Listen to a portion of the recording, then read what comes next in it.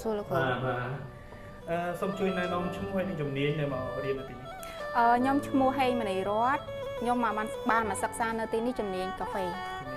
ចាឥឡូវនេះយើងបានរៀនជំនាញមួយទៀតគឺជំនាញទុនណាចាជំនាញទុនបាទចង់សួរតើមករៀនជំនាញទុននៅពេលនេះយើងមានអារម្មណ៍មិនដែរជាក់ស្ដែងខ្ញុំសូមនិយាយពីចំណាប់អារម្មណ៍ខ្ញុំផ្ទាល់ពេលដែលបានសិក្សាជំនាញទុននៅនេះមុនដំបូងយើងគិតថាវាអត់គិតស្មានថាយើងសិក្សាជំនាញទុននៅទីនេះវាជួយផ្ដល់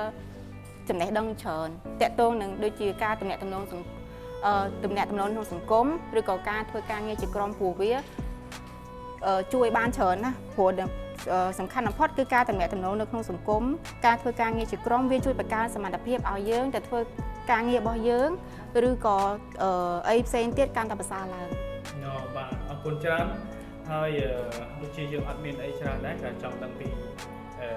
អារម្មណ៍ហើយសប្បាយរីករាយអត់ឬក៏មានសម្ពាធនៅពេលដែលយើងរៀនសូត្រនៅទីនេះអត់ទេខ្ញុំខ្លួនខ្ញុំផ្ទាល់ដែលបានមកសិក្សានៅទីនេះអត់មានអារម្មណ៍ថាមានសម្ពាធទេសប្បាយរីករាយនឹងមករៀនចឹងហ៎ចាបាទអរគុណហើយគិតថានឹងយកជំនាញទុននេះទៅបញ្ចូលជាមួយនឹងជំនាញដែលយើងរៀននឹងរបៀបម៉េចវិញចាសម្រាប់ការសិក្សាជំនាញទុនវាបន្ថែមទៅលើជំនាញរឹងដែលពួកខ្ញុំបានរៀនដូចជាពេលខ្លះរៀនជំនាញទុនវាមានបញ្ចូលនូវភាពអត់ធ្មត់នៅក្នុងនោះពេល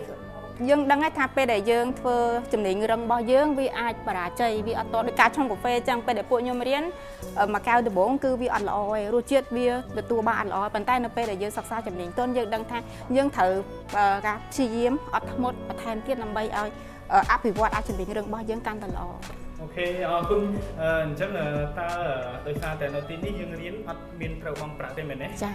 បាទពេលខ្លះអ្នកដែលមានជីវភាពខ្សត់ខ្សោយក៏បានទទួលប្រាក់ពីសាលាពីរដ្ឋាភិបាលកម្ពុជាផងដែរ